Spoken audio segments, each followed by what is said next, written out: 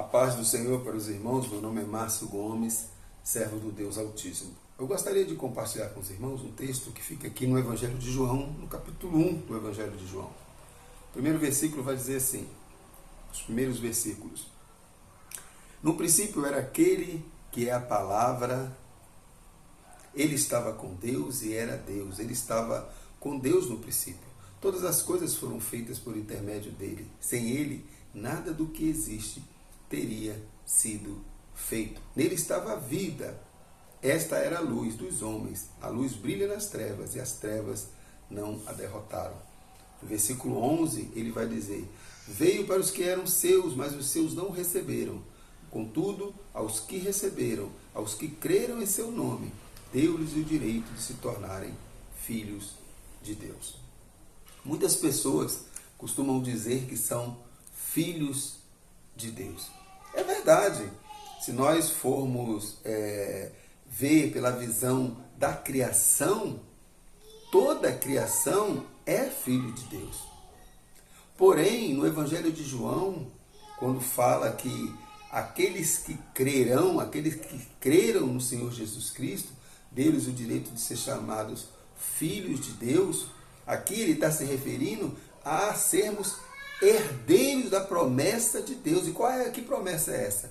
Promessa da salvação. Então, este filho aqui, que João está se referindo, é justamente aqueles que abraçaram e creram na promessa da salvação. Se tornarão verdadeiramente herdeiros da promessa de Deus.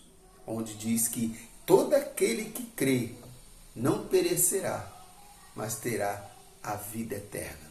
Porque Deus amou o mundo de tal maneira que deu seu Filho unigênito, para que todo aquele que nele crê não pereça, mas tenha a vida eterna. Quando nós cremos, quando nós aceitamos o Senhor Jesus como nosso único e suficiente Salvador, nos tornamos filhos desta promessa de salvação.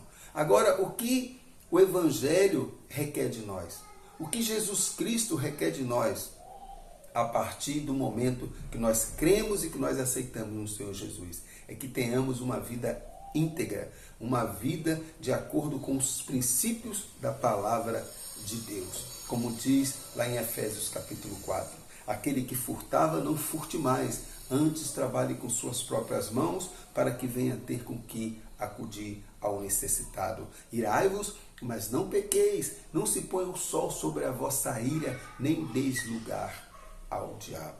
É isso que a palavra de Deus requer de nós. Lá no livro de Filipenses, capítulo 4, versículo de número 8, ele vai dizer: tudo que é bom, tudo que é puro, tudo que é verdadeiro, tudo que edifica, se há algum louvor, que isso ocupe a vossa mente. Quando nós passamos a ser filhos de Deus, quando nós passamos a crer no Senhor Jesus Cristo, nós passamos a viver de acordo com os princípios do Evangelho de Jesus Cristo. Não adianta você falar que crê no Senhor Jesus, que crê que Ele é o Filho de Deus, mas você continua com a sua vida da mesma forma, tendo as mesmas práticas, né? Não se arrependendo dos seus pecados, das suas práticas pecaminosas. Mas que práticas são essas, irmão Márcio?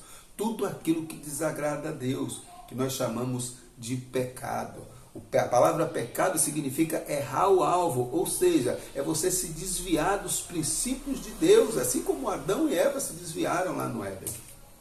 Deus dá uma direção para nós de obediência, obedecei, siga esse caminho. Nós queremos sempre seguir o caminho oposto, mas quando nos tornamos filhos de Deus, nós sempre estamos sendo direcionados pela palavra. Porque a palavra de Deus, meus irmãos, minhas irmãs, é a nossa bússola, é o nosso manual de regra e fé. É por aqui que nós nos direcionamos. E quando nós cremos, é necessário também que nós venhamos a confessar, como diz lá em Romanos capítulo 10, versículo 9 e 10, que vai dizer: se você confessar com a sua boca que Jesus é Senhor e crer em seu coração que Deus o ressuscitou dentre os mortos, será salvo.